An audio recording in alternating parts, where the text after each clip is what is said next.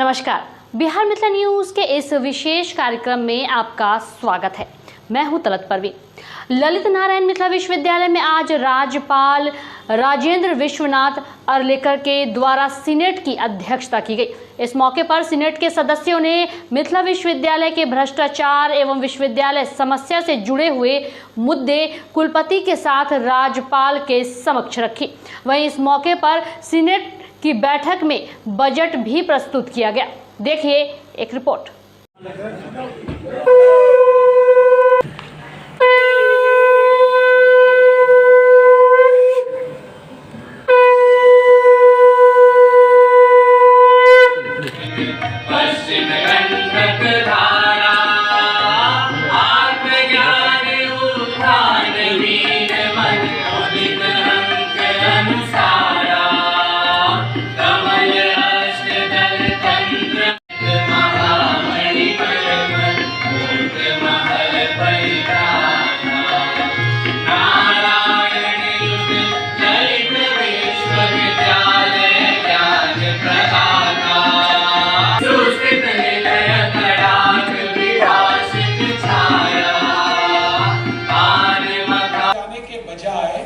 बाहर के बच्चे मेरे बिहार में पढ़ने के लिए आएंगे, ऐसा वातावरण हमको निर्माण करना होगा और इसके उत्तरदायी हम हैं।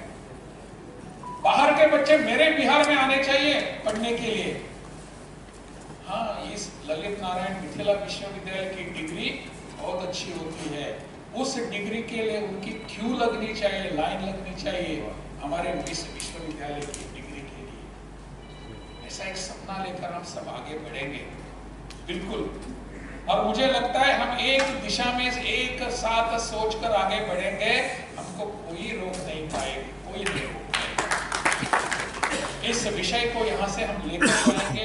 विकसित भारत का सपना जो है, हम शिक्षा में ऐसा योगदान अगर दे सकते हैं, मेरा भारत विकसित निश्चित रूप से हो जाएगा। आग्रह करूंगा, अगर बैठक नहीं होती है फिर एक बार प्रतिशत की, मुझे बताइए ना, मुझे बताइए।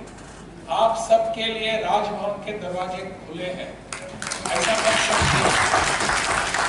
मैं राजभवन में इसलिए वहां रहता हूँ कि लोग मुझे मिलने के लिए आते हैं, अन्यथा मुझे घूमना फिरना ही अच्छा लगता है। मैं इसलिए मुझे बोलते हैं, आप इतना क्यों फिरते हैं, क्यों घूमते हैं, क्या है? राजभवन वहां बैठकर रह सकते हैं। मैंने कहा मुझे राजभवन में बैठकर मेरा बिहार कैसे समझ में आएगा? जब मैं आप सबसे मिलता हूं, आपसे बातें करता हूं, सबके साथ आकर मेरी व्यथा रखता हूं, आपकी बातें समझता हूं, तब जाकर मुझे बिहार समझ में आता है। मेरे बिहार के मेरे सभी साथी क्या सोचते हैं, आपसे मिलने के बाद ही मुझे समझ में आएगा। राजभवन में बैठकर, मैं राजभवन में बैठने के लिए आया नहीं। गोवा में मेरा घर है, वहां जाकर बैठ सकता हूं ना, लेकिन मैं यहाँ आया हूँ आप सबके साथ बिहार के लिए कुछ करने के लिए। मैं अकेला नहीं करूंगा, आपके साथ, आप मेरे साथ, हम सब मिलकर बिहार का एक सपना निश्चित करेंगे। और मेरा एक सपना है, आप सबको मैं बताता हूँ।